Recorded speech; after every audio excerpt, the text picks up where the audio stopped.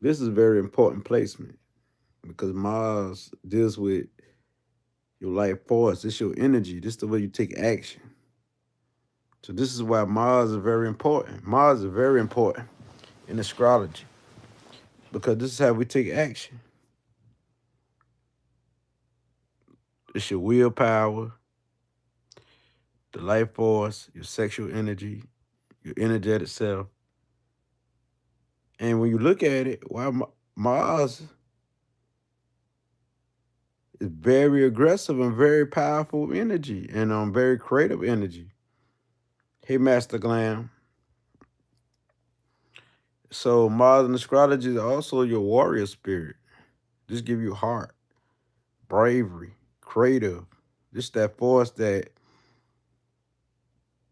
like no other. So if you got Mars in Cancer like me, water mixed with fire, that's some powerful stuff. Water. Just like you got hot water, volcano emotions. Not only is clairsentient, could feel energy, but Mars gonna make it go to the extreme of feeling. So we talking about feeling. I'm gonna really feel energy. I'm gonna feel you, him, her, everyone, because this is Mars. Mars going to bring that added amplified energy to the water. So my emotion gonna be very volcano on the other side, and very powerful and very strong. But the way I move, because Mars don't really like to be in water signs, especially like Cancer. That's why it's like a disagreement energy, but I'm always on the defense, always on the lookout for who? For anyone who against me, because Mars there. That's how I used to be. I'm asking myself now. But I'm still defensive in a way, but it's more control now. But since you got Mars here, I always see everything like the way I take action. I see everything like if I'm walking with you and you're a woman, and we walking on the park for exercise or something, I'm gonna look all around you, make sure you're secure, make sure you're safe. If I see somebody walk on this end, I'm gonna walk on that end, make sure you're safe. And if this person looking like bummy and crazy walking up to you, I'm gonna tell you to walk on while I handle this. So this type of energy that Mars and Cancer deals with, the way we take action, is protective energy. So everybody that I consider family or friends, they safe. I'm gonna protect them. And so people with Mars and Cancer even to die for that because they're all about family, and whoever they're close to, they protect. They bodyguards basically. So like your mama bears, I'll be the daddy bear, the protector, the nurturer, care for you, take care of you. So vice versa, Mars and Cancer people would like the same happen to them, but the way we take action. For us to be close to you, we got to be emotionally in tune with you. Got to be able to feel your energy. We got to be good vibes. Or you just gonna get surface level energy, which means we be very expressive, very social, because Mars and Cancer, so we're gonna be expressive, of course.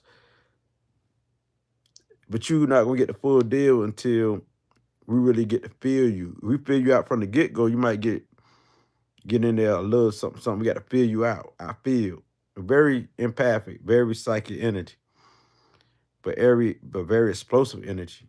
But sometimes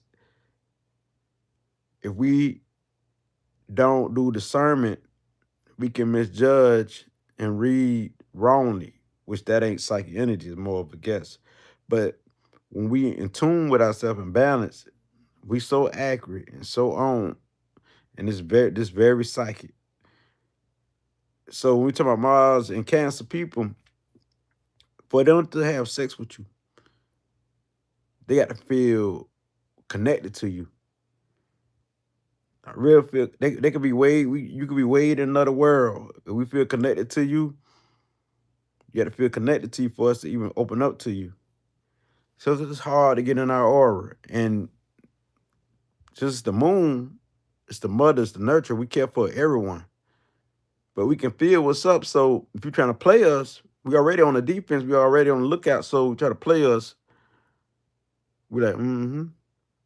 Cause we already feel what's up. We already know. So if this person on the corner asks for $1, $2, a Mars and Cancer person gonna feel that out. Say, nah, I ain't messing with them. See what I'm saying? So Mars gonna amplify whatever energy that it touch. This is your life force. You got Cancer with it. So the way I move is like a Cancer. I observe, very reservative energy, and it's about what I feel. So when we talk Mars and Cancer, it's about what you feel. I'm gonna go on to other energy too, but I'm speaking directly to Mars and Cancer. It's gonna be all over the place. Mars in the fourth house. This deal with the home, the ancestors, the culture. So you talking about family tree and ancestry.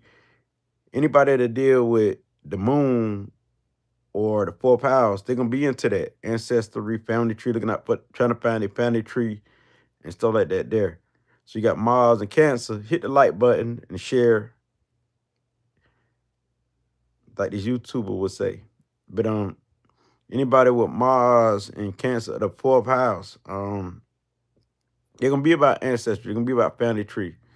They're gonna be about the home. They're gonna be about where they feel comfortable at. So it's all about where you're comfortable at. But these are the best people to have around you because they will show you love. They be a great host. Loving when they ain't moody. Because we can get very moody and explode like a tick time bomb. We talk Mars and water, which is Cancer. A ticking time bomb. I'm talking about explode like yes, they used to call me a ticking time bomb. So just look at how you take action. See what is your Mars placement, what house it's in.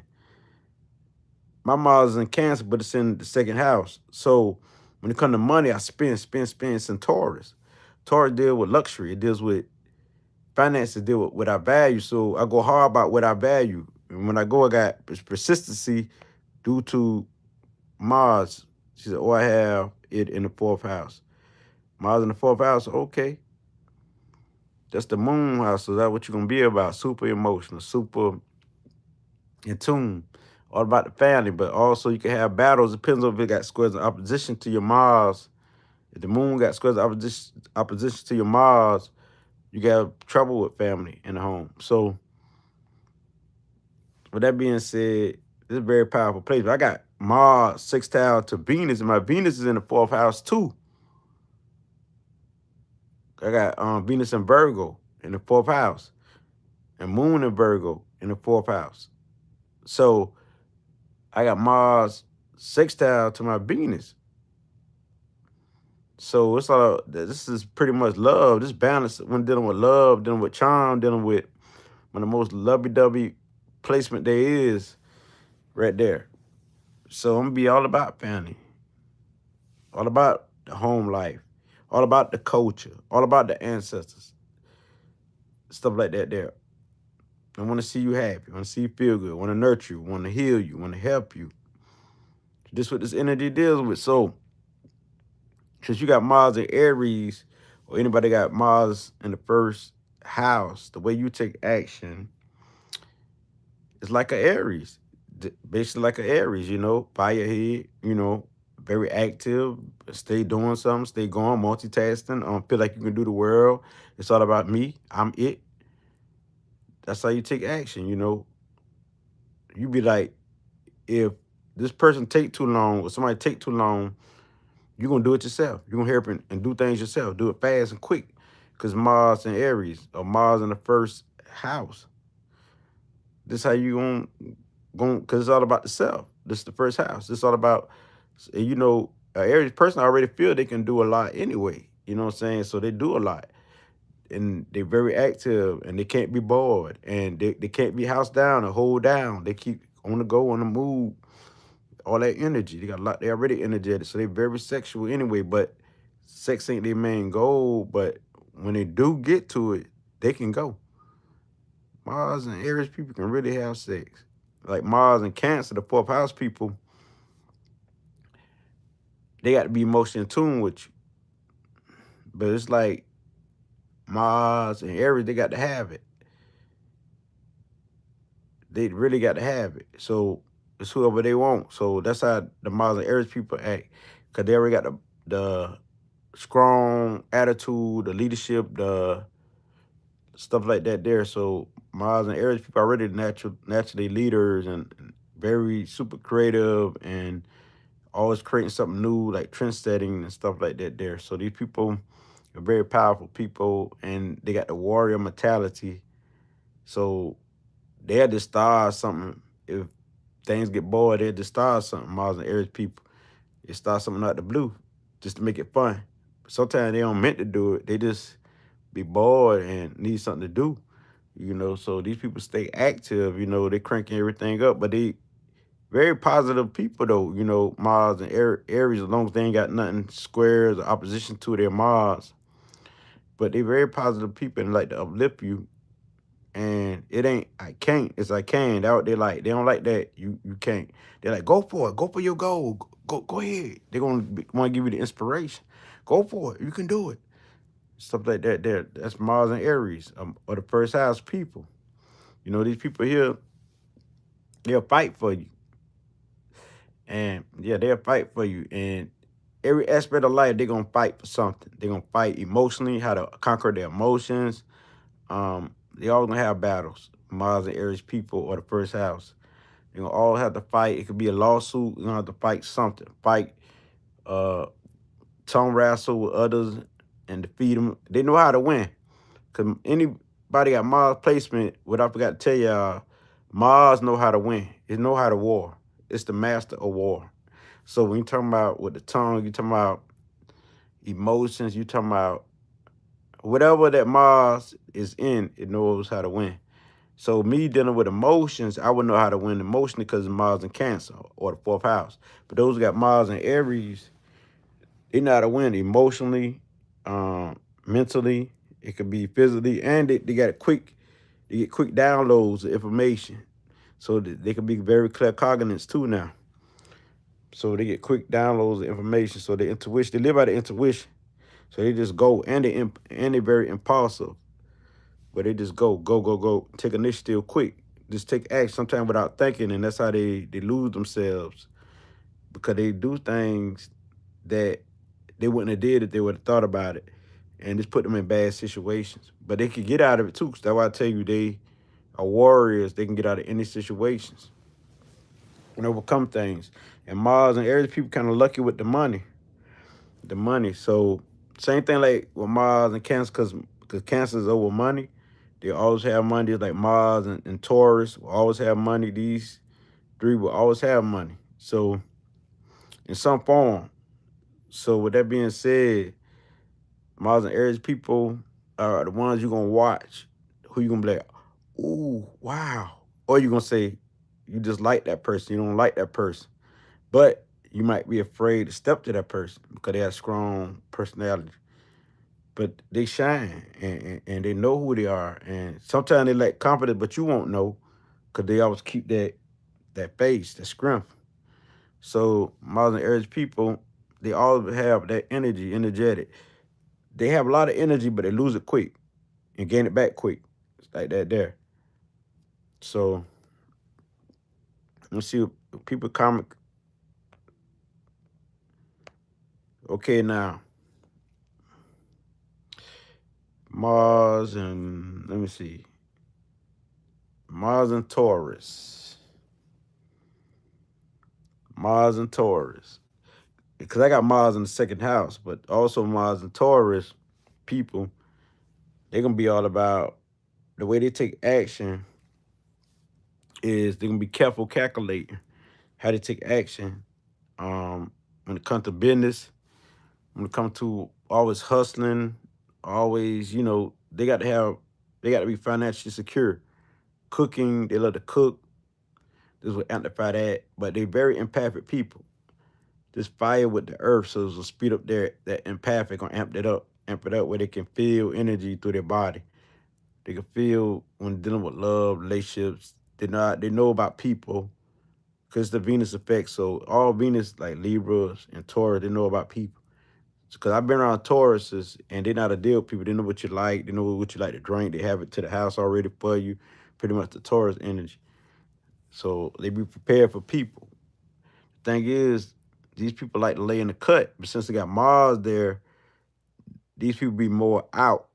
They can be like sort of more like outgoing too. Not only just introverts, but also outgoing. Cause Mars there, Mars make them want to do things and get out and kick it and express themselves. But they also, since the Taurus still there, they also could be introvert. They don't want to deal with that many people, you know.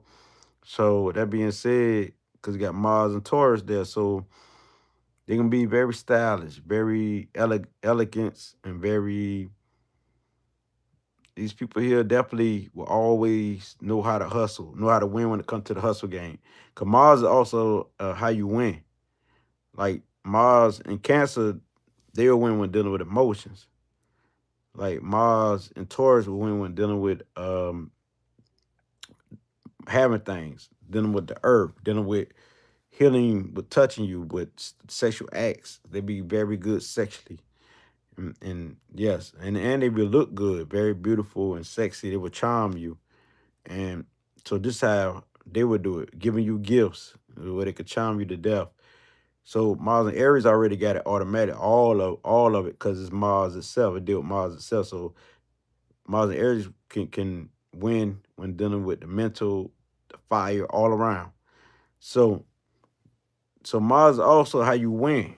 It's how you take action. It's your life force. It's your head. It's your energy. And sometimes it seems more powerful than the sun because this the action. Like the sun, they say the father, but Mars is the action of the sun. So that's how powerful this is. Like sun is the conscious awareness. This is like your identity, but Mars is the action of that. So this is like putting things into action, and it's how you win, strategizing to win in every aspect. So now Mars and Taurus people like to spend. They like to make money, like to spend, but they also can save real well. They also know how to hustle, know how to budget, they know about finances, so they can teach that when dealing with businesses and stuff like that there. So this is a very important place. We talking about Mars in the planets, Mars in the houses. And this is why people should look at their Mars and see how their family members take action and stuff like that. It's very important why they take action, how they do, and why they do. So Mars and Gemini. Mars and Gemini people, or the third house, they actually gonna be more mental. They gonna carry it out. Well, it's come to their mind. They want to try all type of things. This is a very wild placement. If it's not in check, this energy can be the one who mess with some of everyone, everything. Also be homosexuals and just a wild spirit. That don't mean they're gonna be a homosexual or a lesbian or stuff like that, but it could be because it's so wild. They want to experience some of everything. Like they all over the place. So that it's like their nerves jumping and can't calm themselves. So they got to have things to do. So they like to travel. They like knowledge, information. So they're all over the place with this knowledge. And these people could chop you down with their words. They're very smart. They're very wise. So when it comes to the intellect, they got it because they like information. They like to socialize. They like to gain knowledge from you, him, and her. They like to know about the story around the town. They like to hear stuff like that, something to stimulate their mind. They want to hear the latest news when we talk Mars and Gemini or the third house. So these people here very powerful and very smart right here. We talk Mars and Gemini or Mars in the third house. So expression, communication, their brothers, they always say brothers and sisters a lot. They deal with their siblings. Like Mars and Cancer, the fourth house people would say, "What's up, family?" Or they say, "What's up, family?" But we talking about Mars and Gemini people or the third house, they would say, "What's up, brother? What's up, sister?" Because they deal with the siblings. So this is how you could tell sometimes who has the Mars and Gemini placement, because this is how they take action. So we talking about Mars and Gemini people, they be intellectually sharp, tight, mentally all around, and stuff like that there. It's a very powerful placement right here. Mars in the third house of Mars and Gemini is very powerful. Very, very, very, very, very, very, very powerful. placement. So you're talking people who can be great teachers, as long as they can get their mood swings in check and don't be two faced. They can be what's up, what's popping, because they got a slick tongue to trick anybody with their tongue. Their tongue is like, as long as they can keep it consistent and persistent, they'll win. We talk Mars and Gemini or Mars in third house. So very powerful placement.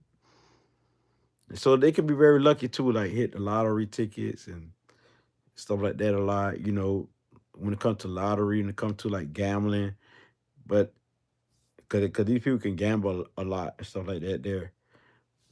And also they'd be good like with social networking and, you know, communicating, expressing, being a spokesperson for people. We talk Mars and Gemini or Mars in the third house, truck driving, stuff like that there. Cause they deal with on the road, riding in the community, serving the community, helping, networking, socialization.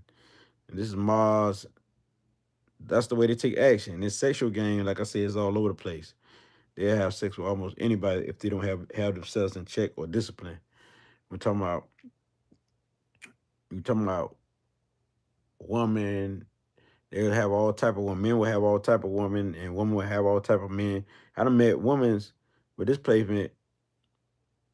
Well, at least one woman with this placement, and she said she was a player. Mars and Gemini, a Mars in the third house woman. Some of the women think they players. Say, and they'll tell you, I mess with this dude, I mess with that dude. They like try all type of stuff. So with that being said, they don't like to be bored neither. So that's the thing about Mars and Gemini or the third house. So express themselves is very important to these people. We talk Mars and third house and Mars and Gemini people. Now, and they mentally intuitive, so they can mind read too now. I always like to tell people that their psychic gifts too, picking up on people's thoughts, finish out this sentence, because they're super smart like that. They're writing and stuff like that. They be good working their powers with writing and speaking. That's how they match. Now, when we say Mars and let's skip around a little bit. Mars and Pisces, and Mars in the 12th house. So we talking about Mars and Neptune. This is very powerful placement too because it's gonna amplify the spiritual aspects of a person. And we talking about Mars and Neptune people.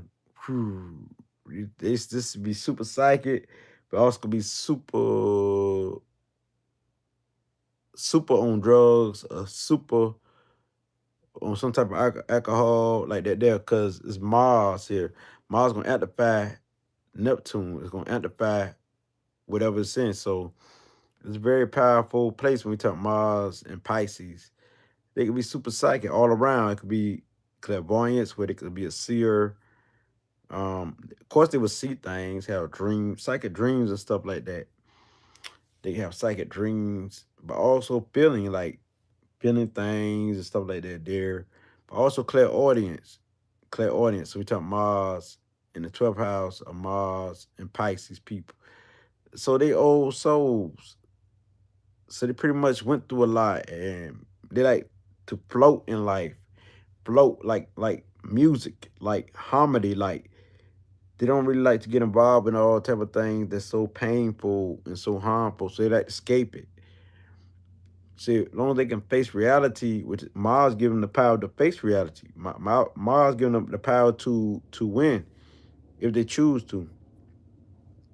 Cause these people here, this makes them super a party goer. It's universal energy, so and deal with water emotion. So these people here is in tune with some of everything. They can feel some of everything all around them. So, and this would drive them crazy if they can't handle it right here. We talk Mars and Pisces or the 12th house. So the way they take action, they can be very wild too, sexually. But they got to be kind of like emotionally in tune with people, but not really. Cause this energy like old soul. So if they uh on the downside, they can mess with some of everybody, just to escape reality. We talk Mars and Pisces of the 12th house. And so Mars and Pisces of the 12th house people, these are the ones who will be spiritual, get into divination, get into the great psychic gifts of the world, clairvoyance, claircognizance, clairaudience, you know, clairsentience, empaths. Any of these, they even can have mediumship ability. So it's up to them. They have mediumship ability also. So this is a very powerful place when we talk about Mars and Pisces or the 12th house. So 12th house, the area of life is spirituality. It's higher consciousness, the unconscious, and the conscious. So the in-between worlds, the in-between the higher self and lower self. In the middle, they like a bridge for all the other signs to to go up the ladder when dealing with emotions in the spiritual realm. So when we talking about Neptunian people, they're gonna be different. They're gonna be magical. They're gonna be the ones who you gonna think ain't from this world, just like Aquarius. You know what I'm saying? Because they got that type of vibe about them. When you talk Mars and Pisces or the 12th house, where they're gonna see spirits, see ghosts, and some will see demons, so-called demons, until they learn about loving themselves. They're gonna learn about universal love and how to spread the love to you and self-help. So they can be very much healers and prophets and everything. So you talking one of the most spiritual placement. This is it right here. All water signs very spiritual, but this definitely gonna take the cake when they really in tune. We talk Mars and Pisces or the 12th house people. So they will be into magic, just like Mars into Scorpio, Mars into Cancer. They be all of them be into spiritual stuff, and especially Pisces, they be into magic. So anybody got like Mars conjunction to Neptune or sextile to Neptune, or even square in opposition wants to get itself right. If they can overcome them obstacles, they can be into it too. But Mars trine to Neptune. So Mars will amplify that energy till they want more. They want more and more and more. And they'll fight for anything that deals with spirituality. If they'll fight. You know what I'm saying? They'll fight. They'll fight demons and fight those who they think ain't right in life. It's all about the morals in life. They're fighting against anything that's evil, or people they think evil. So this is a placement where people they can really do something where they don't like all type of people, but on the downside they can be very negative themselves and don't know themselves. So but they can sacrifice for you. They're sacrifice for people they love. So it's all about universal love right here, and they're very giving from the heart, very giving and very caring. Where people can take advantage of these people. And since Mars here, they can do it to the screen. Mars amplify the energy. So that's their fighting style, how they win. They win when dealing with emotions, where they can use their emotions to manipulate people on the downside. But also, they would catch your heart through emotions, through films, through art. So they would use, what to say, reflection. My girl has Mars and Pisces with a oh. She see ghosts communicate with spirit. Yes, she a medium. She can be very delusional at times. She can be very, but it's real though. So that means that she got the ability. If she know she can be a medium, she can really channel stuff. But also she could be delusional or mental. People with this placement could be mentally ill too. So, because a lot of Pisces placements in general, they can be mentally ill. So Mars will amplify that up. They can be very crazy and off the chain.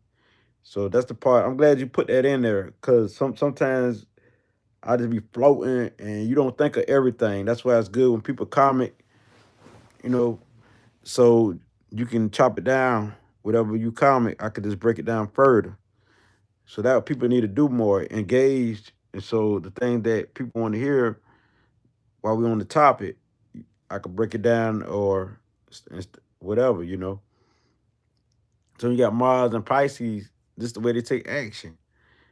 You know, and the party going people, very party going people, unless they're on the downside, they want to escape this and escape that, escape that. It can't face reality, and this could be very much crazy because if they got Mars like square to Neptune, or Mars that's square to something, or opposing something, and this is why Mars and Pisces can have trouble too. So you got Mars in the 12th house, just the area of life you operate on. You put your warrior energy into. Um, this how you go hard, you know.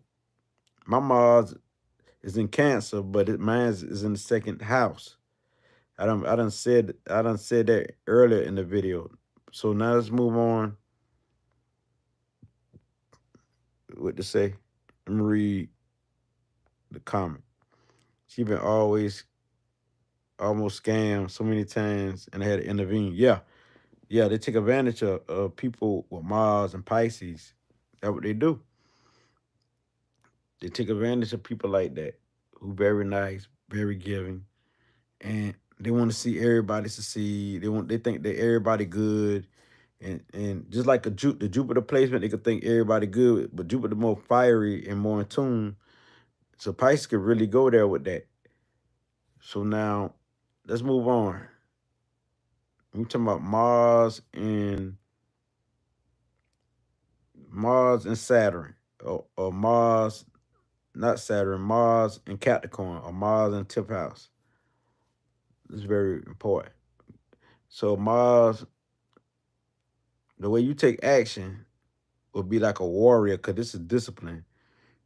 A warrior, because Capricorn deals with leadership, discipline, mastering themselves, going through hard times, or learning from their hard times and from suffering, and to develop themselves to be the best later on in life as they grow.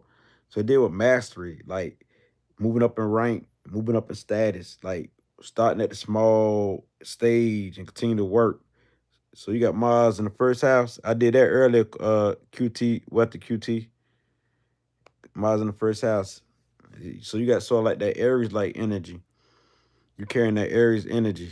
That's all that means. Like it's connected to your personality, and stuff like that. There, part of how you look. Mars and Aries, they look kind of young, like, and beautiful. Fiery like energy, fun love and stuff like that. But I said it earlier in the video. So listen to the rest of this when I say Mars in the 10th house, or Mars in Capricorn. These people are hard workers, business people. Um, they can be very greedy too now, because Mars will amplify that energy where they can fight about money. They can go crazy about money. Like they need money, because it pumping their system. That Mars, just their life force. So what turn them on is money. They get off with people who have things. So they get sexually turned on by that, stuff like that. That's how they get their rocks off. They ain't gonna mess with anybody. But if you want to mess with these people, if you got money, or you are somebody of status, like people who in the ranks or who doing something in life, then you talking about Mars and Capricorn, or Mars and 10th house, because they career orient. So they always trying to find a mark in life, and they want a career. They want to leave a mark for something. They want to set a foundation, where they can pass it on through their family wealth. So they always want to master something. So you talk Mars and Capricorn, or the 10th house. Yeah. Next I do Mars and Scorpio. So you got Mars and 10th house though. Okay.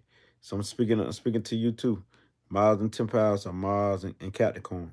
Um, they want to leave a mark in life. So when they don't have a career, or they feel like they have nothing to live for, so they could drive them crazy.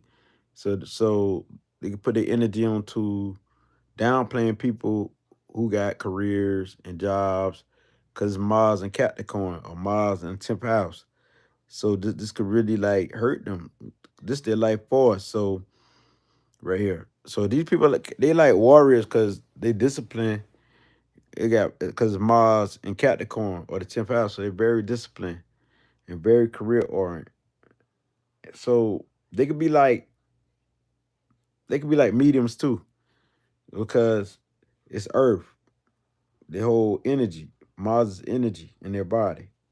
So they can be like mediums and stuff like that. There, they could be a channeler, channel energy, a channel spirits, because that's what Mars is. Mars deals with the life force. It deals with energy right there. So it's a very powerful placement right here. So they could be like healers because they got the hands, energy radiating through their hands and their bones. They deal with bones and muscles. So they deal with bones and stuff like that. So the bone structures and how they build in life. So they could be like your masons, your carpenters, your the ones who use their hands, mechanics and stuff like that there. So this how they take actions. These some strong people here. The way they take action. So they can be very calm and cool through situations. But Mars sometimes can get them out of place because that Mars pumping in their veins, That warrior spirit when it comes to business, when it comes to like stuff to get money, they know how to strategize when dealing with business. See, people with Mars and Temple face a lot of obstacles and deal with a lot of haters. Oh yeah, that part too, because they shine and it sort of remind me of like Mars and Aries, where people kind of like they like that energy, but you get some who would hate it. That's the same thing with Mars and Capricorn right there, where people would like that energy, but they also can be hated, especially if you're doing better and you moving up a status. But at the same time, Mars and Capricorn people know how to get that money. They know how to prosper. They're very like business like people. So they'll do someone will do anything to move up in rank. Some people with this place will do anything. They even working like some female work in the script club and stuff just to move up. But she ain't gonna stay on that status. She can move up till she own the script club. Some will like wash cars. Some males will wash. Some men will wash cars until they move up, until they own a car wash or go help or own a chain of car washes. So this pretty much this placement, all about money, all about being prosperous, all about growing into their wealth, growing into themselves, building foundations. Very assertive, analytical. They analytical because they trying to they got to study something that they gonna apply. So it's all about applying what they learn. So that's why this is very powerful. And Mars give them the energy to do it quickly. So it deal with experience too. So they make great teachers, very practical, intelligence. So they make great teachers right here. Mars and Capricorn or the 10th house, great teachers. Say hi, handsome. Okay, thank you. My moon, my moon is in Scorpio. My Mars, yeah, that's what I'm about to talk about the Scorpio placement. I don't know why Scorpio like energy is what do the best on this channel. They all do like 1,000 or better sooner or later. Months down the line, they done did 1,000 before any other Scorpio energy. It's some way I track Scorpio energy, but I understand because I got Sun conjunction Pluto, Mercury conjunction Pluto. I got a Libra stellium in the 5th house, and I got Scorpio in the 5th house. But I got Pluto in the 5th house. So it all correlates like a mixture of Libra and Scorpio. But I'm about to do Mars and Scorpio. So Mars and Scorpio right here. Mm-mm-mm. This very powerful place because Mars is at home right here, pretty much at home. Is because Scorpio got two planets. It got Mars and Pluto, and it represents the number 9. I'm a number 9, and so the day I was born on is number 9, which is Aries and Scorpio number. So when you talk about Scorpio people, we already know Scorpio people, they deal with the dark side, darkness. which means night. It deals with drama. It deals with trauma. It deals with transforming, always bettering themselves, always growing. And this is very strong volcano energy right here. We talk Mars and Scorpio, where of course they will go like a ticking time bomb sooner or later. That could be part of why I go off too, because of that Sun conjunction Pluto, but also Mercury conjunction Pluto. So these people are your investigators. They don't take nothing for granted. Like whatever you say, they don't go for. They got to really feel it within them because they deal with feeling energy right here. You're talking about Mars and Scorpio, or Mars in the eighth house. So Mars in the eighth house people, they got to feel what's up. And these people like hardcore stuff. We talking about Scorpio people, they don't like really soft stuff. They don't like people to be soft. They like people to be kind of hard, kind of. And this is what I know since I got this conjunction, like Sun conjunction Pluto. I got Mars. No, not I got Sun conjunction Pluto, Mercury conjunction Pluto, but Uranus and Scorpio in the fifth house. So by me knowing this, these people, they like realness and they are very magnetic. It's the eyes. Many women talking about when they look in my eyes, it's the eyes.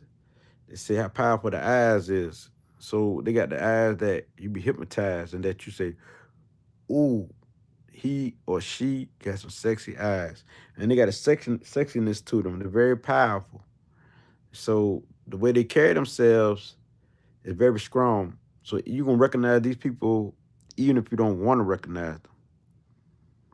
Cause even if they don't say nothing, they dare. You can just feel the intensity of their power because it's very intense energy.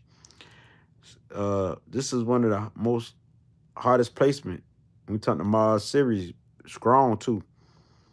So just like Capricorn want to leave a mark, people with Mars in the eighth house of Scorpio want to leave a mark in the world. So these are your warriors. These like your spiritual warriors, your dark warriors, your black warriors. So you got Mars there. When I say dark or black, it don't matter what color you is, but this is just that placement. It deal with darkness. So if you got this placement, this is what it is. These are the people like your healers, who don't mind talking about drama or what they went through. Like some people, after they change, they don't want to talk about it no more. These people will always talk about what they went through, and it don't phase them. They can be around drug dealers, they can be around killers. Um, it don't phase them because they strong. So when you talking about Mars and Scorpio or Mars in the eighth house, if they don't have no squares of opposition to their Mars or Pluto, then these some very powerful people. But if they got squares of opposition, they will go through some stuff. They will go through so much stuff that it'd be hard for them to be strong. It'd be the opposite where they could feel everything. So people with this placement could also be in fear on the downside, like fear this, fear that, very paranoid, very discombobulated spirits, and they could be to themselves. They could be very possessive and very dominating, very dominating people. So they don't really like to ride nobody coattails or deride anybody. These people, they don't like that. And sometimes they can make it all about themselves too, just like an Aries, about me. Even though they're a we sign, sometimes they can make it about we, about their own agenda, because they know how to emotionally manipulate things. So we talking about Mars and Scorpio, a lot of on the downside, a lot of your gang leaders, your mafia leaders, your hitmans has displacement. Has displacement, or they has Mars and Capricorn in 10th house, or stuff like a earth sign with it, or water like Mars and Scorpio. But it can be very cold on the other side. We talk Mars and Scorpio. Where they don't like you, they don't like you. They be very cold. You don't want to war with these people. You're very dangerous. And they got many ways in their head of how they can destroy you. And so some of them could just don't want to beef with you because they know what they can do to you. Some of them don't want to be with you because they good with the mind, not only feeling you out with the water energy, but also mentally. So these just you are your psychologists. They already know what you're gonna say, what you're gonna do. They can feel what's up. Very psychically in tune, clairsentient, but also claircognizant like energy because very strong, very powerful. But they could be your mediums too, where they could channel spirit, talk to spirit, stuff like that. There, because they're not scared of spirit unless they're on the downside or they got squares of oppositions to their Mars or Pluto. So it's the only way. But other than that, they're not scared of that. So if they overcome their squares of oppositions, talking about if Scorpio or the Mars or Pluto energy overcome the squares of oppositions, then they'll be tight. They could be the best teachers when you talk about spiritual realm. These people, they make great investigators. Um, Psychic investigators where they could hunt spirits and they could be like ghost hunters, spirit hunters. In the spiritual world, we say spirits that are ghosts, but they can be anything to do with spirit. They can tap in and be in tune. Don't be scared and love the channel energy and just love it and knowing the power there is. So this is a very powerful placement right here. You will want people because they could be your shamans, spiritual leaders and healers right here. So you're talking about Mars and Scorpio or the eighth house. They got the scope. They got the scope. They got the vision. So when they focus on something, they focus hard. They look, they stuck. They don't take their eyes off. You could say something to these people, they don't hear you because they focus on that one thing. It's lock. Can't take their focus off it. It's lock. They got the lock, the scope. You ain't talking about nothing because they focus on what they focus on. So when they focus, they focus. You got to click your fingers and it's still going to be focused. Like a pit bull, especially on the enemy. So these people here, when you talking about warfare, psychology, it'd be hard to beat them mentally with the mind games, all that there. So they can see through you. So you might well just tell them the truth. Cause they can feel what's up. And they will go through a lot, just like Mars and Capricorn, the 10th house. Mars and Scorpio will go through a lot because they're gonna keep transforming and get better and better.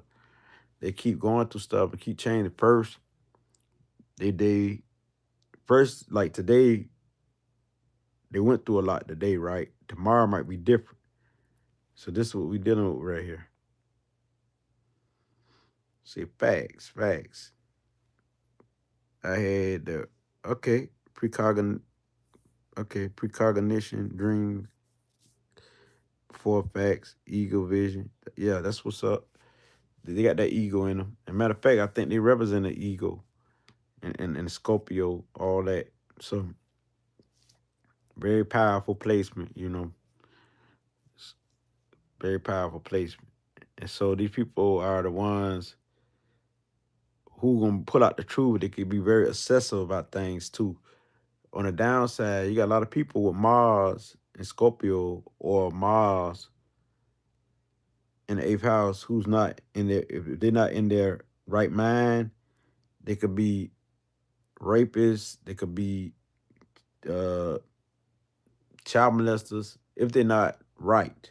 Not all. I'm not saying all, but I'm saying some people with this placement, especially with the Scorpio energy, can be on that level because they want to feel the power, the intensity. It's all about power. Scorpio is all about power. So they don't like authority figures too. These people don't like authority figures or people they feel more powerful than them unless they got something to balance them out, unless they got their mind right or something like that. They don't really like authority figures or people who powerful than them. And they're not gonna ride your coattail. So with that being said, very powerful placement. And you're talking about sex, they're the master of that. So they know how to turn you on. They know they love it. They love sex. They even use that for rituals. They the one who have that vibrator. They would have it if it's the women's. The men would have sex with some of everybody. It depends on what Scorpio, what Mars Scorpio person, if they mind right or not. But they will have sex with some of everybody. So cause they attract some of everybody, very attractive people, and it give you the sexual vibes and feelings and turn you on. So you got Mars in the eighth house of Mars and Scorpio. This goes deep because as I'm speaking, I can just feel this energy in me. It vibrating off me. I got some of this energy in me. I know it. The number nine, and plus in my chart, like I say, Sun conjunction Pluto, Scorpio in the fifth house for fun, investigating. I'm researching for fun, doing this thing, just doing it. You know, love to research. Go be very obsessive with it, overdo it, overdrive. So these people are the type that would scope you down. They all over social media, scoping people down, like checking people profiles and stuff. Can you touch on Scorpio and Mars? I already did. I already touched on Mars and 10th house and Mars and Scorpio. That's what I'm touching on right now. Mars and Scorpio. These people will, because Mars is how you take action. You know what I'm saying? You talking about together. That's what you talking about, Mars and Scorpio and 10th house together. Okay, Mars and 10th house. This is about your careers, the way it's about your status. I already talked about the Capricorn energy right there. This area of life, gonna leave a mark, foundation, get the money. And Scorpio already know how to get that money. Scorpio already financial secure. So you talking about Scorpio in the 10th house. This so that means that Scorpio, if it's in the 10th house, this is your midheavens. So this your midheavens. This means that you'll be on the Scorpio type energy vibe, which means healing, helping, transforming, teaching about transformation, astrology, numerology, and stuff like that there. Because it's your careers, it's the 10th house. And so your energy will go there. This is part of your life force. Healing, helping, psychic energy, doing the psychic work. If you don't do psychic work, it could be any work that you feel emotionally in tune with. It could be counseling, it could be advising, helping, it could be almost anything you set your mind to. Psychologist, it could be anything. So also into the financial field, Scorpios are good with money, financial. Um, somebody will always lead them some money, probably in their family or for somewhere they'll get money from somewhere. So very powerful placement right here. To move up in status to you is easy as long as you don't chop nobody down and be ruthless to get in that spot. Because Scorpio can be very dangerous, very ruthless. Anybody who they feel more superior than them right here. So now we're gonna talk about Mars and Scorpio. We talk about Mars and Taurus, Mars and Cancer, Mars and Pisces. I talk about all the water signs. Um, I did Gemini, Mars and Gemini. Now Mars and Libra. It's a very powerful placement right here because it's going to intensify Libra's thinking. Libra already the judge, all about justice, all about peace, all about light. And so this is going to create a balance right here because sometimes Libras need that action, because it's going to create a balance right here. Like the lover boy, lover girl type energy right here. Lover boy, lover girl. So these people have the lover spirit. And they're going to take action when it comes to getting justice for things. When the things don't seem right, they quick to take action and fight for it because they could be your activists or your politics and people of that nature. Say thank you. Okay, that's what's up. That's what's up. I see your reflection. I read it. So we talking about Mars and Libra. These people here, they already empath. So they deal with the heart energy vortex, the green light. We talking the energy centers. So this gonna get an ability when it comes to love to not read anybody. They can relate to anybody. They can feel what's up, but also they mentally intuitive where they can pick up on your thoughts and finish off your sentence. 'Cause they know about people. Their whole life is to know about people. So the way they take action is when dealing with people, socialization. Got the charm, know how to talk, have a stylish talk like Mars and Taurus, or Mars in the second house people. So is Mars in the seventh house, or Mars and Libra. They would know how to talk. They would have that swag about them. So like Mars and Taurus would have that swag about them. So is Mars and Libra. They would have that swag because that Venus effect give them that little swagger. But also when dealing with love and beauty, they be into arts. Same as Mars and Taurus when it comes to love and beauty and arts. So people with Mars and Libra, that's how they take action when it comes to something beautiful, something they like, something they enjoy when it comes to love, relating to people, and they will fight for those they love. They really care for people. They always say, I love you. I love you. Just like a regular Libra say, I love you a lot. I know I do. As a Libra, got a lot of Libra still in, a lot of Libra in the fifth house. So those who have Mars and Libra, they'll say I love you back quick, unless they got Mars square opposition to Venus or something like that. It could be play out differently. But anybody got Mars in the seventh house or Mars and Libra, they can be very lovey-dovey, very cool, smooth, kind. Um, Very strong placement right here. Very strong placement because Libras is balanced. They are balanced. So this will balance them out right here. Masculine and female energy right here. Lover boy, lover girl, So they were like harmony and peace. And if they don't get that, they can fight hard for that. They'll fight hard for their peace. They'll fight hard for other people's peace. They fight hard to help others when it comes to justice. You make your great judges, your lawyers, and stuff right here. So also those like your counselors, uh, also your spiritual counselors, spiritual guys, they make one of the best psychics because they will have it more than anything because they deal with relating to people. So they will always have a psychic gift to know about people. So that's their whole life to know about people to relate to people, places, and things. So this is why they will always have that powerful intuition. We talk Mars and Libra or Mars in the seventh house. So they always be psychic forever, more than anyone. They won't lose their psychic gifts or their ability because this their whole life to know about people, to know about love, to know about how to bring people together, to be the diplomat, to be the peacemaker. This if this your energy, the way you take action, you will know. This forever, to do that, bringing things in harmony, know how to put the colors together, coordinate things, bringing red and blue, making it magical, make it look good. They're good at like transforming things like the chemists, like things that don't work. They know how to make it work. They know how to piece things together. So this is what they'd be good at. This is what Libra's good at. Being a diplomat, putting things together, bringing things together.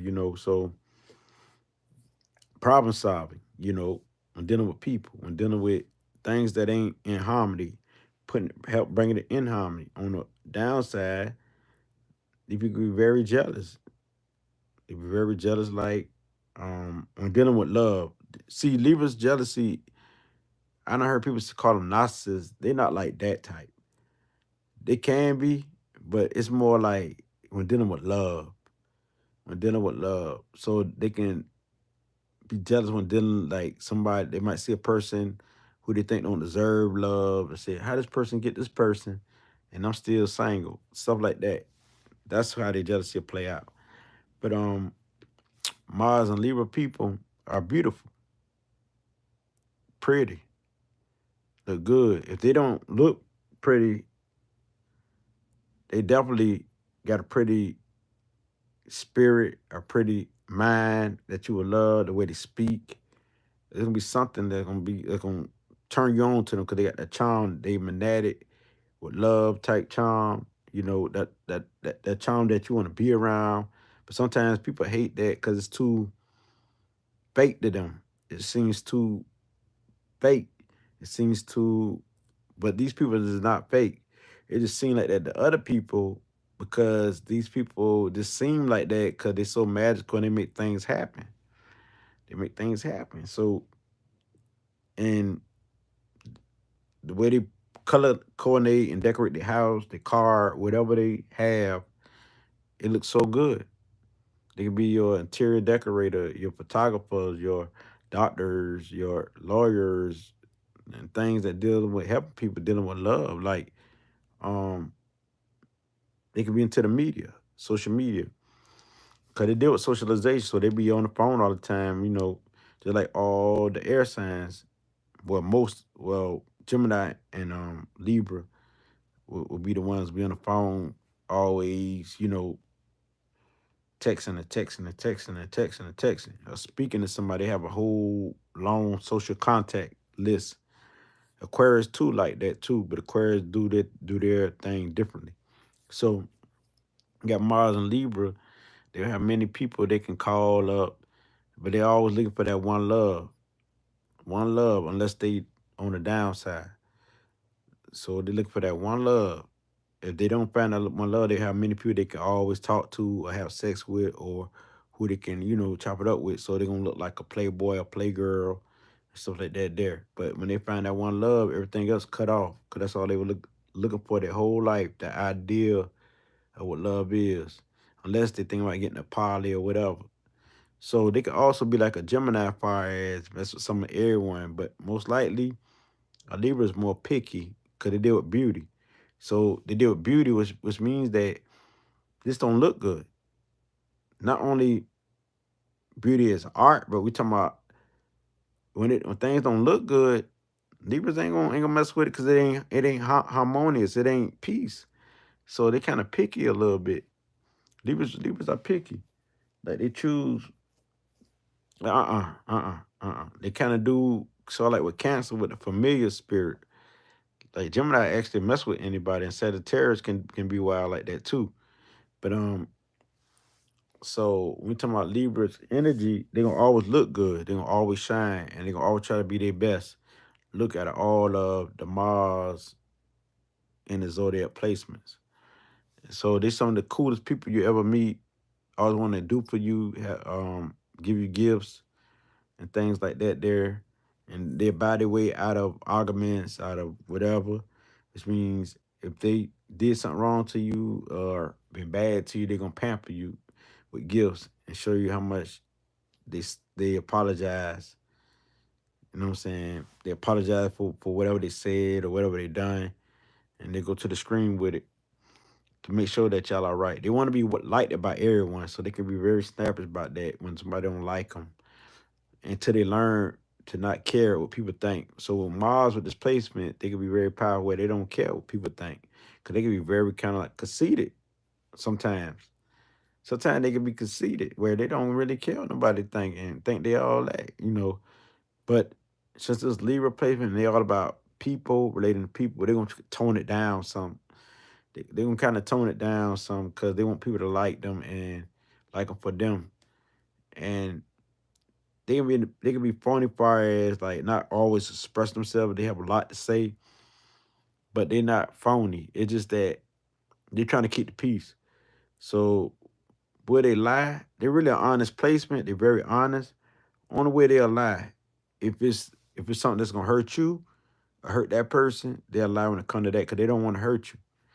So so they'll lie when it comes to something like that. But they're very honest people. When they get to the point where they have to tell the truth, they'll tell the truth because they're very honest. They deal with truth, deal with justice, deal with peace, deal with light. But see, they always want to keep everything floating in harmony, like in rhythm with the flow, with the river.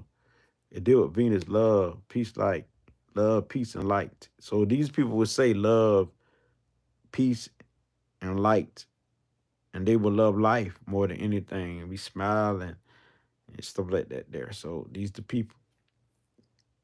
So they can be spiritual healers, spiritual teachers, also in the media. Now let's move on. You know, because Libra deal with business also. They deal with money. They deal with the good life, having things. So it's part of that's why they can really work and go for what they want. And really shine. So now let's move on to Mars and uh Aquarius. Very interesting placement right here. Because Mars and Aquarius, how they take action will be unique and different. They could be very, like, always, like, don't know why they going through emotional warfare right here. Because this Uranus, higher mind going through it, you know. Uranus is higher mind, higher thoughts, always thinking. They think rapidly and fast and quick, and intuition is very powerful right here. Highly intuitive, claircognizant like energy. So these people can really go through some stuff right here.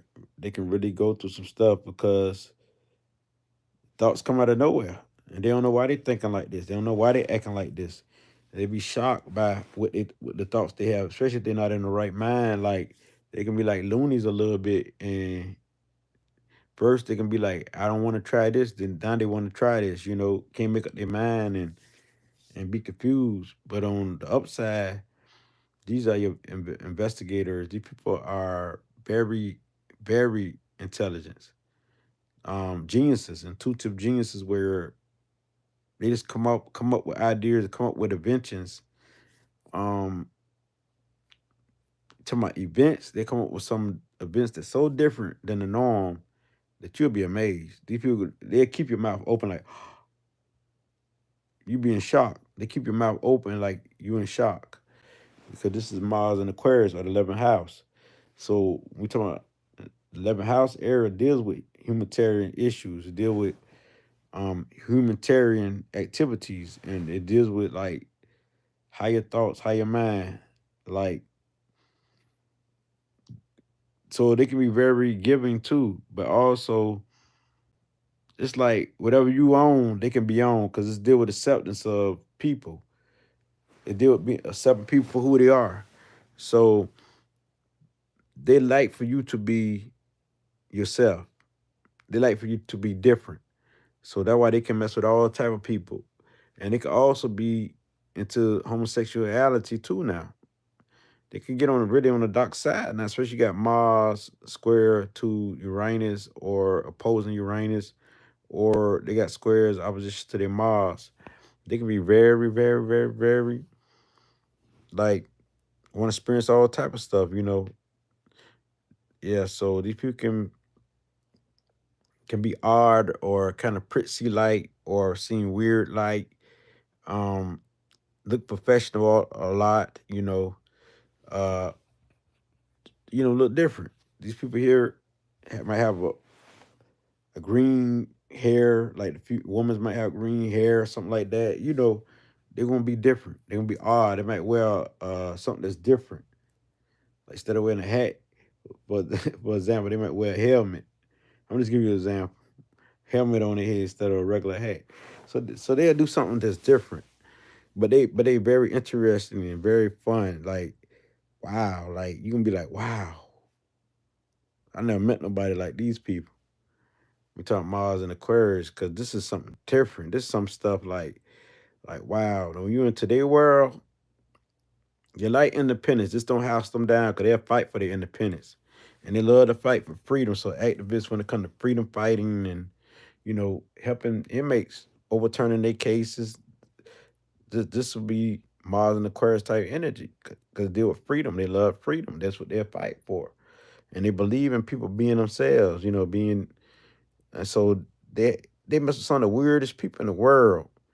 Like a black person like myself, you would see me messing with somebody like if I had Mars if I had Mars and Aquarius, I mess it like okay. Let me give you another example. A gangster with Mars and Aquarius. Instead of messing with hardcore gangster girls, they might mess with like a prissy white girl or something like that. Let me give you another example. A woman who's like a Mars and Aquarius woman, a black woman, she might mess with a Asian guy or a Mexican guy. Cause they're going to mess with somebody different, just like a Mars and Sagittarius.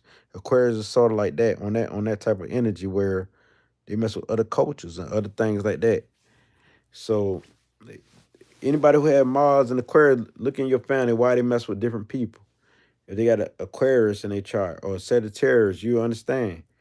Especially Mars in Aquarius or Mars in 11th house. Check out where their Mars at, because this is how they take action, and it's the sexity. So people with this placement, their sexity get turned on all type of times. They don't know why they horny out of nowhere. I mean, they definitely get turned on when dealing with people who different and who unique, and they like things like that. That would turn them on. Like they might watch stuff like a woman getting her private parts operate on TV while everybody said, "Ugh, that look nasty." They be sitting there watching that. They watch stuff just different, like tiny houses being built. While the rest of the world ain't watching that. The rest of the world watching regular stuff that the normal people watch. Or they watching shows about science fiction and aliens and something different. Cause this Mars and Aquarius or Mars and 11th house, they're gonna be different. They might help design, get a custom made clothes in their own design or something like that. They're gonna be different. They're gonna be fun though. Get the right Mars and Aquarius person, take action. Mm-mm-mm. So sometimes if they don't want to take action, they're not gonna do it, and you can't mess with them mentally because they tight mentally. They know the mind. They can play some good mind games where they can trick you without you knowing. They can be very slick and very sneaky, very sneaky. And a lot of people with Mars and Aquarius or Mars in 11th house, they like uh activities that sneaky that turn them on. Like they might creep. Like Mars and Aquarius woman, she might creep with a married guy just because it turn her on, and because nobody never find out about it. Something like that. Just because it'll turn them on for the thrill of it, because they know they can do it, and it's sneaky, and they give them that rush because it's different, and it turn them on like that. So they do stuff like that. But also, some of them don't do that. Don't operate like that. Some of them be fixed where once they have a partner, they stick to their partner. They stick to their partner now. One thing I can say about Aquarius, and they stick to their partner. When they find that one they really into, they ain't going nowhere. And they're not going to do something that's going to take their joy, their freedom, or their independence from them. So they can stay stuck in a marriage and stuff like that. We talk Mars and Aquarius or Mars and 11th house people. Yeah, so we talking about freedom. They love freedom now. Don't stop their freedom or they out of there. You won't see Mars and Aquarius people. They quick to catch out. They gone. Just like all the air signs, even a Libra and a Gemini, they'll tear out to Mars and Aquarius or Mars and 11th house people. So when we talk about Mars and I said Mars and Aquarius people, they could be on social media too, but more like your scientists, your people who do designs, interior decorating designs and stuff like that. They can be into stuff like that. Your counseling, anything to do with humanitarian like activities, social workers, counselors, guys. They can do all of that. Business, have their own business because they can get things done. They got the fixed mind where they can get things done. You know what I'm saying? So we got Mars in Aquarius. They also got Saturn in Aquarius. That's the co-planet. So just getting ability to really get things done, be persistent because Saturn is persistent. And just like Mars, they don't stop till they get it done. They got the warrior spirit getting it done. So Mars could sometimes slack, but Saturn gonna get it done. You know what I'm saying? Cause Mars, like if something get bored, they'll leave that alone. But Saturn, once they start on something, they gonna finish. So we talking about Aquarius people, very powerful people. So this is a very powerful placement right here. So the way they take action, they gonna calculate, they gonna use their mind, their intelligence, they gonna communicate. They like to socialize, that be in social settings sometimes. Sometimes they don't, sometimes they do. Um, they just different. They gonna operate different. People who you see that seem to do things differently, turn a Mars the Aquarius person or Mars in 11th house person. So those who care about you, and care about him, care about everyone. And sometimes they don't care about themselves, but they care about everyone else. Mars and Aquarius, Mars in 11th house. I don't know why. I have no idea why Mars and Aquarius or Mars 11th house people care more about other people than themselves. But I know it's humanitarian aspect, but they got to care about themselves sometimes. You know what I mean? Stop worrying about other people all the time. You know, they gonna always talk about people. Mars and Aquarius, because this is what they like to talk about. People, humans, you. Like all the other air signs, they're very social, you know. This is what air signs do. They communicate about people. Oh, you know about Jim? Yeah, just yeah, you seen what happened? Yeah. Then they gonna talk about Susan and talk about the good, the bad, the ugly, everything. But you know, this is how they operate. They gonna socialize. If they don't socialize, sometimes some Aquarius don't need you to socialize because they're gonna socialize some way. They gonna look at TV or they'll talk to themselves. Like other air signs, they talk to themselves. Like Gemini, Libras, they all them talk to themselves. So they're gonna socialize in some type of form, some type of way. But they very psychic, and very the intuition is more powerful than the intellect. Because it's the intuition they get downloads out nowhere, and it is to the intuition more than anything. But they're highly intelligent also. So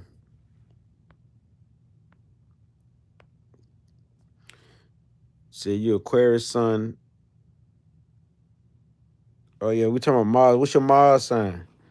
Mars and Aquarius and Mars in 11th house. Cause some people with Aquarius, Sun got Mars like in Aquarius or Mercury in Aquarius or something like that. So what's your Mars in Virgo? I'm coming to that next. I already did the 12th house. So okay, Mars in Virgo. Matter of fact, so you already know Virgo, their purity. It deals with health. It deals with healing. It deals with um improvement, serving, helping. This is one of the most valuable placement in astrology when you talk about Virgos. I'm a Virgo moon, but I got Venus in Virgo too.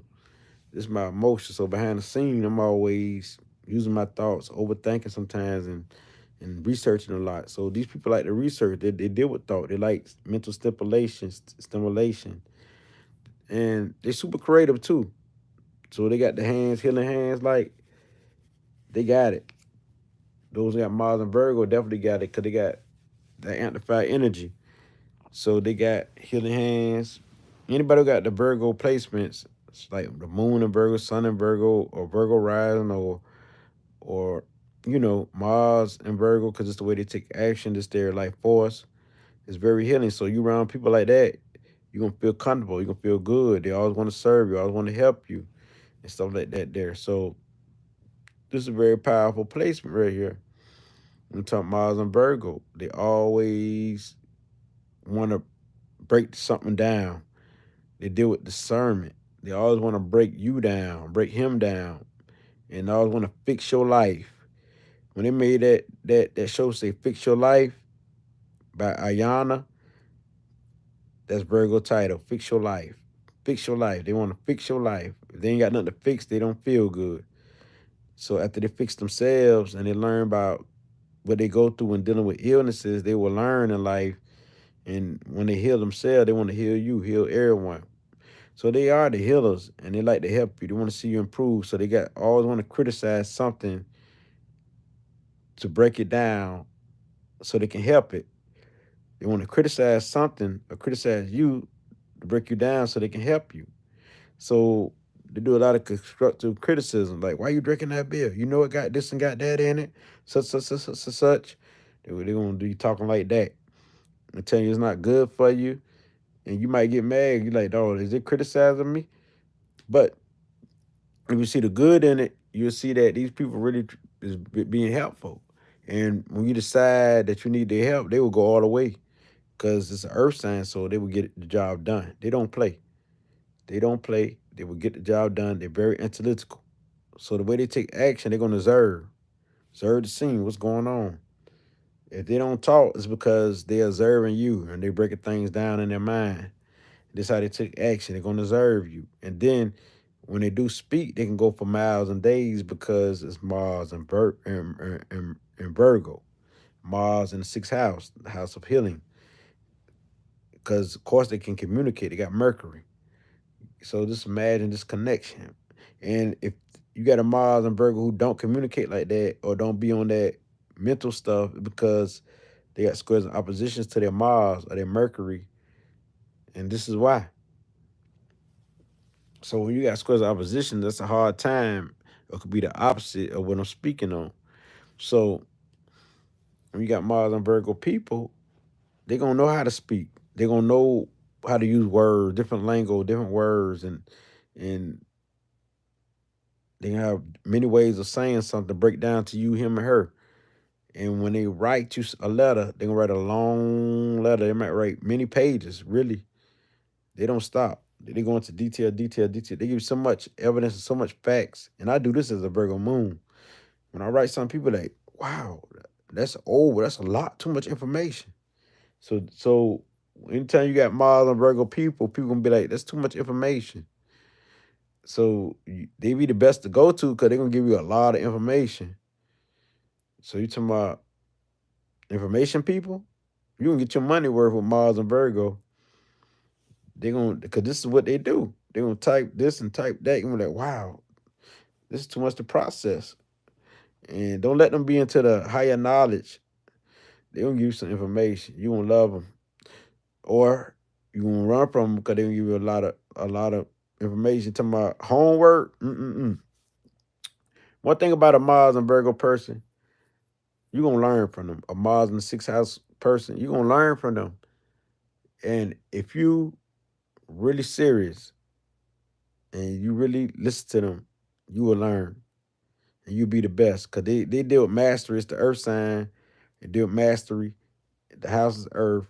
They want to master something. So they always got a subject, something to master. So they very empathic, physical empaths, where they can feel your sickness in their body. I can feel it as a Virgo moon in my body. So they clairsentient, very clairsentient, where they can handle emotions well, where they can feel emotions, they can feel what's up with you, and feel it in their body and break it down better than anyone. So they're very clairsentient or physical empath, medical empath like people. So like right now, I feel drops in my hand. So plus I got, of course, I got Cancer rising, a lot of moon, a lot of water in my chart. But as I talk, and if I'm on point, the ancestor will tap it in my head, somewhere in my brain. I can feel it. I know I'm on point because it's a cool, good, smooth feeling that I always get. Water drops. So people with Virgo moons also got this ability to channel energy in their body because they were Earth. The Earth holds a lot, just like a plant, which has the Earth body, just like the ground holds water. It holds a lot. Some sun rays. So the Earth people have all the information. Even though they appear to learn slowly, a lot of Earth signs appear to learn slowly. It ain't that. They want to master it. Like Virgos will say something over and over and over until they get it right. We'll make a thousand videos like I'm a Virgo moon. So those who have Mars and Virgo will do the same and make a thousand videos until they get it right, until they tired of it. And they say, oh, I ain't done this right. I'm gonna do this again. They want to make sure they get it right. They want to keep doing it over and over and over. And if I type something, I'm going back over it. That's my Virgo moon. I'm gonna keep checking. Oh, I made a mistake. That's Virgo moon. So that's what the good thing about this placement that they go back over their stuff. So they don't see it the first time, they get it the second time. They're gonna keep trying. And they're persistent and they don't stop. They keep going, going, going, going, going, going. So those who have Mars and Virgo, they don't stop. They keep going and going and going and going and going to their master. So they act more professional. They're gonna be like a professional on any topic, any skills, just like how I am with Virgo Moon. So those who have the thing about those who have Moon and Virgo, it's hidden, which means that you might see the sun sign, you see my Libra, but within me, I naturally do the Virgo things. I naturally do the Virgo thing. Like a Virgo sun, you will see the Virgo in them.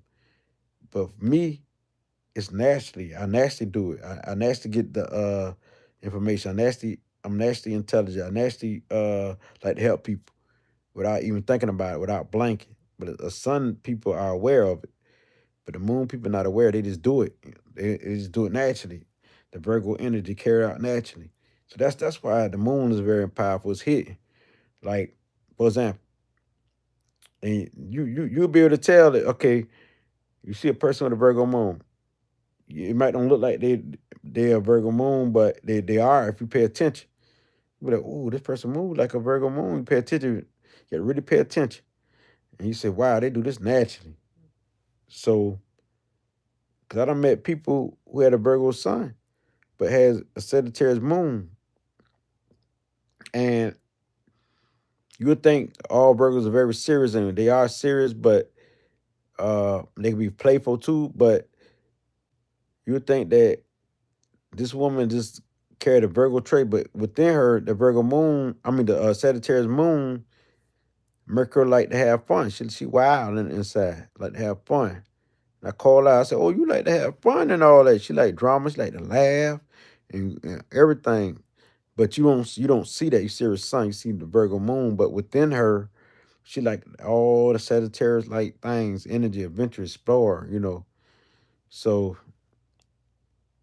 when we talking about Mars and Virgo back on the topic, these makes your healers in the world. These are your doctors, your nurses, your one who want to serve you and always help. They do the little things for you, and they like to break down things, tear it apart, tear a car apart, and start from scratch and put it back together. They tear your mind down, tear it apart, and tell you every inch of how to put yourself back together. These are the ones who help you put your life together. So that's why they're known as the healer. And you be like, wow, whole new person. So they like puzzles and solving these are your problem solvers and those who want to fix your life. Yeah, so they make great detectives and intuitive investigators, and they good when dealing with the medical field. Finding solutions, dealing with herbs and herbs to heal you. So they can feel what's up. They know what's up. So this is very powerful placement. We talking about like help you get your life together, help you improving, moving up in status, and healing. Everybody feel they need healing and self-help. Just deal with self-help, self-love. So you would deal with a person with Mars and Virgo who has their mind right, or a Virgo moon or Virgo sun or a Virgo rising who have their spirit right, because they can really help you. They can be very critical, but let them talk. They're going to talk some trash. No, they're going to do it in a practical way, in an intellectual way where you going to laugh. But saw like a Mars Sagittarius. I'm gonna get to that next. Very powerful placement. I ain't even got to Leo. I still got to go on. This video might be about 3 hours when I finish. Um, Very powerful placement. So the moon and Capricorn, they're gonna do Capricorn things on the lowest hidden within, unless you got a Capricorn sun or something or a Capricorn rising. But very powerful placement. I already did Mars in Pisces, and I did Mars in the seventh house. Um, so those who got the Virgo energy, these are your natural healers right here. Healers and natural psychics when dealing with helping people. They like to help people. They very giving and very helpful. So, but on the downside, they can be very nasty with that tongue. They can kill you with that tongue. They know how to hit you in every angle. So they can be a psychologist too. So very powerful energy, cause they know the mind. They know what's going on in your mind. They study this. They always examine it. Always want to know how you think, what makes you tick. So when you talk about Mars and Virgo, or the Virgo energy itself, or Mars in that sixth house. Now, Moving on, what I got left? I think I got Mars and Sagittarius left, Mars and Leo left. I done did all the placements except Mars and Sagittarius and Leo. Yeah. So now I'm talking Mars in the fifth house, Leo, or Mars. Yeah, Mars in the fifth house of Mars and Leo. So these people here, they just deal with the sun. So this is gonna make them super wanna shine. They're gonna be beautiful too. They're gonna glow. They have a glow. They're gonna look like the sun because it's gonna glow a little bit. You see, all they got a glowing spirit. Like you gonna see their aura look like light. So beautiful, magnificent. Cause Mars and Leo, so then we very playful, very playful, and very very outgoing. Uh, they're gonna inspire you, uplift you, but also they can be very selfish on the down, so egotistic. But as long as they don't be in their ego, they good. They be about you, me, him, and her. They win because these natural leaders, just the liners. So they're gonna be our royal spirit, very royal, very king and queen type energy. Like I'm the bomb, like that type of energy that some people don't even like, but they can't help but they get it because Leo's gonna express themselves. They don't care. They got that confidence that's so strong, and they don't care what nobody think. So I'm talking Mars and Leo or the fifth house. Fifth house is the area like they play in, which is with kids. Like they love the kids, they love children. They we get into like on their own daycare and working with the youth. Those that have Mars in the fifth house or Leo, they like to work with kids and work with the youth, which is like 18, 15, 16, all the way on down to babies. So, but also they will have the kid like personality where they could be performers, actors, and change personalities and because I got a dominant fifth house. I got a dominant fifth house. My Leo is dominant in the fifth house, which means I got many planets in the fifth house, which means the playful energy that I have when I do be in that mode, I could go to the screen with it sometimes and I have to calm down. I have people stomach hurting so hard. They be like, ooh, my stomach hurt. So these people can be very funny. Your comedians, make you laugh, and people who have a good time, fun. Have many people say I'm very fun. Even my girl say I'm fun. She say, "Do you think you'll ever get bored?" Mm-mm. She know I won't forever. Then they'll do some of the most romantic and lovey-dovey things you never thought of. Even like kiss your toes and do some of the most sweetest things there is. You won't believe an energy like this would do all this. They would do all that and they could be very like conceited too now and expensive. Very expensive, very conceited, like they have the best thing, just like a Libra. A Libra is their competition. Mars and Leo, or Mars in the fifth house, is Libra competition. So whoever win, I don't know.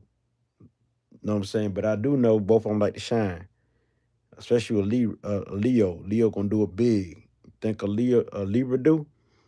Mars and Leo also like to shine. So they're gonna find ways to compete because Leos is trendsetters too now. Leos is not only hot and spicy. So we talking about Mars and Leo. They trendsetters too. So this is a very powerful placement right here. We're talking about a leader. Any leadership position, they confidence in, they love that. Unless they got squares of oppositions to their Mars or something stopping them like that, or they're on the downside of their of this energy. Other than that, leadership, management positions, anything that deal with authority, they like that, and they'll fight against authority too. So it can be a very tough placement on the downside. Now they can get very, very, very, very gutter in here, very bold and very brave, and go to fighting and don't care, and think they really that lion or that female lion and really get gritty. So heart intuition, because they listen to their heart off the riff. Of course, they're intuitive off the riff. Um, their mind is very powerful, very creative mind. They create their environment. They can see, they're imaginative, so they can be very clairvoyant like energy. You know what I'm saying? Because they like to imagine. They got a creative mind. They create the world. Photographers, they can do almost anything they set their mind to with this placement. You can't even really get them a title. The sun is on the powerfulest thing on the face of this planet. So these people can do some everything, anything. Because they create. This is number one, they create the rest of the numbers. They create. So I wouldn't even know what to tell you. I could tell you that they like to shine, so the media, the public's eye, they can do whatever they want with this placement here, Mars and Leo, or Mars and the fifth house. I can't even get them an occupation because even if they get into psychic gifts, if they got enough water in their chart, enough, they can get into that too. So these people can do something, anything with this placement because they're all about setting trends and create something new. So people with this placement, you have many people who want to follow their trends because they think it's cool. They make it look cool and look good. So inspiring people is what they do. Speaking, the spokesperson, the media, they can do some of everything. Like their mind is their weapon. Like creative powers, like creative minds. So creating the next number, the next space. That's what they good at. So kind of like Cancer, the Moon, they do good like with like the Moon people because look at one is next to two. You know, sometimes the Moon people need people to take initiative, and who's better than a Leo? So they can balance each other out. That's what I'm talking about. Mars and Leo. Mars and Leo similar to the Sun. Well, the traits of a Leo is just that when you put Mars into Leo, this is how you take action. This is your life force. This is your sexity. This means hot sex. You're very energetic. This is your action pack. This is how you go to war mentally. Like you fight for any leadership position, fight to get where you at, be ruthless to accomplish your objective. And the sun is more like your identity, is more like your heart, you know what I'm saying? It's your awareness, your consciousness is more of that type of energy, who you think you is at the core of the sun. You know what I'm saying? Mars is more of how you take action. So the sun is the father. Mars would take action for the father. So now put your Mars into Leo, and then this is how you take action. So anytime you walk, you move, you talk, look at your Mars placement. And why you act like a Leo? Why you act royal? Why you act like you better than others or something like that? Or why you love to inspire people or put or love music a lot, because Mars and Libra, Leo, they like music, and Virgo, Pisces, they like music type energy, art, stuff like that there. So Mars and Leo people, they're here to create new trends and set new trends and break records, and they like to win just like Mars and Aries. So it's fiery, and they got a fixed mind too now. When they fix on something, they can be very fixed on it and carry it out, and be very ruthless to accomplish their objective. Um, this is shining energy. They can get into even to the porn industry. They'll go just that low on the downside. So this could be a very powerful placement right here. Um, Fiery attitude. They treat life like it's a play, like it's a stage, like everything about fun. They like to have fun unless you got squares of opposition to your Mars. So they like to have fun. They like to do things. So I'm gonna do Mars and Sagittarius, and this gonna end that. Mars and Sagittarius, this ninth house. Why this is last? I don't know why. It's for a reason. Number 9 there. In my birth chart, I got number 9. In a way, number 9 do represent Sagittarius in a way, but also you see your Virgo in the number 9 ninth month, but also you see number 9 itself represents Scorpio and Aries. But right now we're talking about Mars and Sagittarius, or the ninth house. So if you got this placement, this house deals with wisdom. Wisdom, freedom, free spirit. So it deals with freedom, independence. It deals with exploring, adventurous. That wow, that fun. You fun spirit so you can learn. Yes. That roller coaster, that journey, that path, spiritual journey, deal with spirituality. Just that Mars and Sagittarius. Mars in ninth house. So these people here, the way they take action, they like force. It's fiery, fire. Let me read what this is KB. She says, what happens when Mars in the 12th house? I'll explain that after I finish with the Mars and Sagittarius in the ninth house. So, carrying on. This is the sage. They will learn a lot in life. They're very wild. Wild, but fun, but happy, and like to experience things. So you can't house these people down. The nerves always ticking. Stay on the go. Stay in the mood. They want to do it big. If you ask them to get you some French fries, a small fry, they gonna get you a large. So whatever you ask them, they gonna get you something big. And they got heart. They give from the heart. They don't want nothing back. Like a Mars and Pisces might consider something back, or Mars and Libra might consider something back. But these people here don't want nothing back because they got in their heart that they are God or the goddess. They are it. They got that big complex. They got that big thinking that the way they move, they're very confident, very cheerful. Unless they got squares and oppositions to their Mars when dealing with displacement, squares and oppositions to their Jupiter. But they're very jolly, very happy. Like I got Jupiter in the first house that's connected to my Cancer rides, Jupiter in Cancer. That's why you see me jolly a lot. Sometimes I have a big complex to some people. Some people say, you conceited. Even my girls say, was you conceited before in life? So this that placement where it's just the confidence that they have where they don't let all type of stuff get to them because what you saying might be small to them. You call these people ugly, they might just laugh at you. So you got Mars and Sagittarius or Mars in ninth house because they know who it is.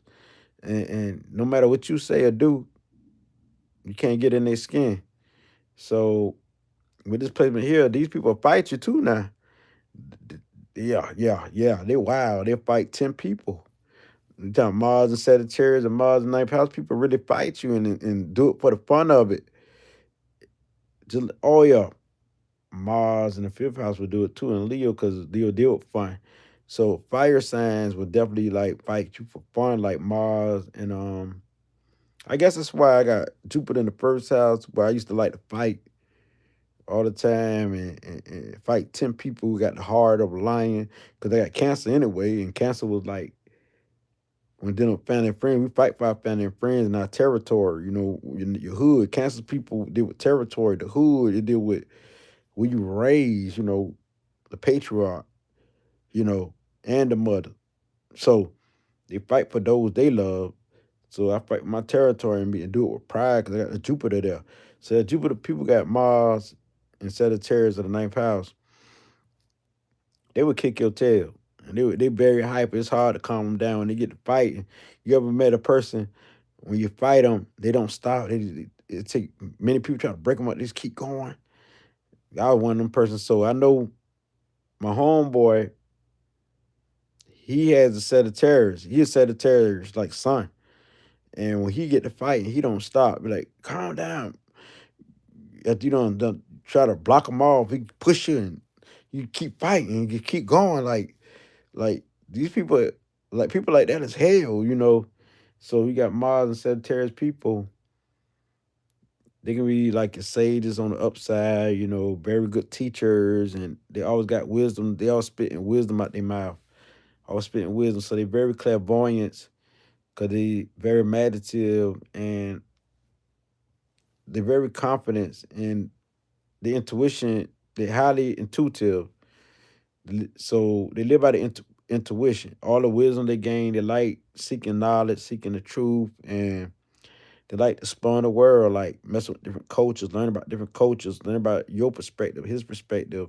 So the way they take action, they would go on trips, they would do things that that vibrate with their energy, looking books, reading on things, and like I say, they're very expressive, very expressive. It's the fun type, like the jolly type, lets you get them mad, and they can really snap on your tail, be very sarcastic, and really go off, like, mm-hmm, like you got the wrong one. So these people here, other than that, they good people, very friendly, and they will give you their last dollar. This type of energy we talking about right here, very giving, and because they know they can get it back, so they got very much confidence. That energy that you love to be around, party, going here, stay in the clubs, just that energy. Mars and Sagittarius, or Mars and Leo, or Mars and Aries, the party going, these people really can do it. And Mars and Gemini. Mars and Sagittarius can be the type who mess with a lot of people too now, have sex with people from everywhere, and they can go the other way too. So don't get me wrong. They can mess with, have many sexual partners right here. Not disciplined, very wild. Spirit, I'm talking very wild. They give Mars and Gemini competition. Mars and Sagittarius. These the two. Just like in numerology, number 3 and number 5, which is 3 is Sagittarius and 5 is what? Mercury. Jupiter is number 3 and Mercury number 5, the wildest numbers in numerology. So, and number 9 could be the wildest. That's if they choose to. They could be wilder than them numbers. So some of them nines could be even more wilder than that. All these people could be into porn stars. So we talking about like Mars and Sagittarius, the ninth house, they're very sexual, of course. They do it for fun. Like they meet you one day, they do one night stands better than anyone. Just like Mars and Gemini, they do one night stands where they don't want no strings attached like that. So that's the thing about these people, they very fun loving, and as long as you don't try to stop their freedom, you good. They make great lawyers and judges and sages and prophets and seers and psychics and astrologers, numerologists who break things down to you and stuff like that. hmm Any divination, spiritual realm, they can do all of that. They be into being spiritual. Some of them religion, but some spiritual because they free spirits. So they into stuff like that. Learn about cultures and into the culture, into stuff like that, the ancestors. So just a very good placement to have, though. All the wildness, everything you go to, everything they go through, they could tell you story, good storytellers. Mars and Sagittarius, and name how people are good storytellers. So is Mars and Gemini, good storytellers. Or the third house, it's great. They're storytellers. Okay, KB, I don't know if you're still there, but I'm going some more on this. You said, what happens when Mars is in the 12th house? Well, that's Pisces, so it's the spiritual realm. It's psychic ability. It's dealing with the unseen, the hidden. Yeah. So it deal with the angel you got right there. You say I'm here. It deals with angels and demons and stuff like that. If people believe in that, but it deals with the spiritual realm. It's two opposite forces. It deals with stuff like that. And then it's Aries in this house. I mean, you ain't scared of the spirit. I mean, like, matter of fact, you're intrigued by it. And if you're not intrigued on the downside, you go very crazy by it. You go very crazy about the spirit, and especially if you got like squares and oppositions to it. Let me see what you're saying. You says this placement seems unfortunate because it deal with spiritual realm. It don't. That what it deals with. This placement deals more like you being spiritually in tune and channeling your energy because it's wild. You channel that energy and meditate and calm it down because you got that aggressive energy in this realm. So you got Mars messing with a place that it don't really want to be Aries, a place that don't want to be the 12th house. This is Aries like to do things. Aries don't want to be no spiritual realm. They want to carry out the spirit. And so that's why it could be difficult for you. But if you channel this energy and balance it out, you can take that same Aries energy and make it spiritual. Like everything is spiritual to you, and to see it as a good thing, and carry it out like that. Everything you do, like everything you create, everything like when you throw shows or party, make it spiritual. Whatever you do, make it spiritual. How do I balance? You just focus on it. Focus on it, meditate on it, and things like that. You'll get there and look at a lot of videos on it. It's not a 1 day process, but you just look at a lot of videos on how you balance out this energy, or get a one-on-one, somebody to guide you one-on-one on that. There's many ways to do it. But it could be very wild. Like, you will go through stuff that deal with this energy because you got fire in the water house. Aries sometimes don't even care about no spirituality. They can say, I don't care about being spiritual, or if they do, you could have a hard time. Like, definitely don't want to be religious because that's the house you down. So you can feel all type of ways. Like, why is I'm here? And I don't even know why I'm here. Stuff like that. You know what I'm saying? What's my mission? I'm wild. I'm seem like I can't tame my energy. Feel like an animal on the inside and savagery. But it gets better. Sometimes you feel very spiritual, very divine. You feel about life. You had them moments. So it'll be okay, KB. It's a very powerful placement. I did Mars in Aquarius. I did Mars, Capricorn, Mars. I did all of them. Yeah, I did all of them. I did all the placements. But to get up off here, I always give my email out at the end. My Gmail, which is lowercase letters RAPOWER 19 at gmail.com. Thank y'all too. KB and Reflection. Let me say my email again. RAPOWER